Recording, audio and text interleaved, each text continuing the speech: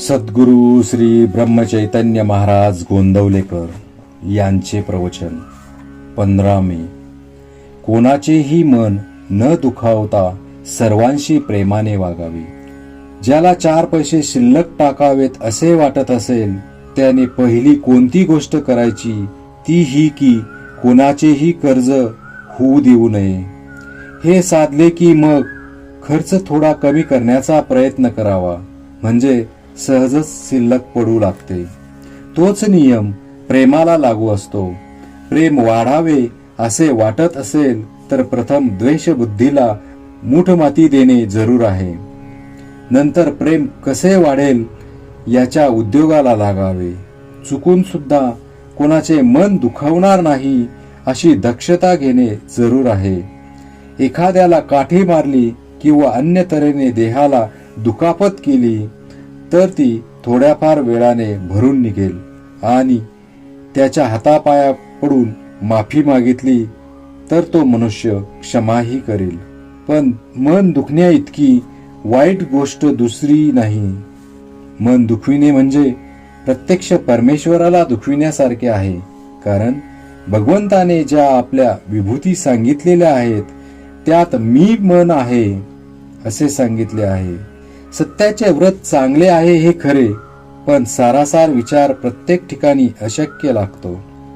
एखादा मनुष्य जर असे म्हणाला की मी एक सत्य तेवढेच जाणतो आणि सत्य बोलताना आई, बाप, माणसे, देव, गुरु वगैरे कुणालाच ओळखत नाही तर त्याला काय म्हणावे?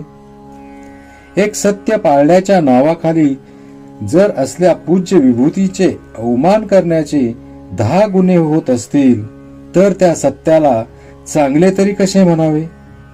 चोरी करण्याकरिता आलेल्या चोराला त्याला चोरी करू दिली नाही तर त्याचे मन दुखावेल म्हणून चोरी करू देणे हे योग्य म्हणता येईल का? सारांश, प्रत्येक गोष्टीत सारासार विचाराची गरज आहे. समजा एका बापाला 4 मुलगे आहेत. त्या 4पैकी एकाला गोड आवडते, दुसऱ्याला आंबट आवडते, तिसऱ्याला तिखट आवडते आणि चौथ्याला तेलकट आवडते. आता प्रत्येकाच्या या रुची वैचित्र्यामुळे जर ते भांडू लागले तर भांडण कधीच मिटणार नाही. म्हणून भांडण मिटवायचे असेल तर चौघांनीही एकमेकांच्या रुचीमध्ये दुर्लक्ष केले पाहिजे. हे पहिले काम. आणि पुढे प्रेम वाढविण्याकरता ज्या एका बापाची आपण 4 मुले आहोत त्याच्याकडे दृष्टी ठेवणे हे दुसरे काम. म्हणजे साहजिकच पहिल्या गोष्टीचा विसर पडून आपण सर्व बंधू आहोत ही एकच जाणीव डोळ्यासमोर राहून प्रेमाचे पोषण होईल.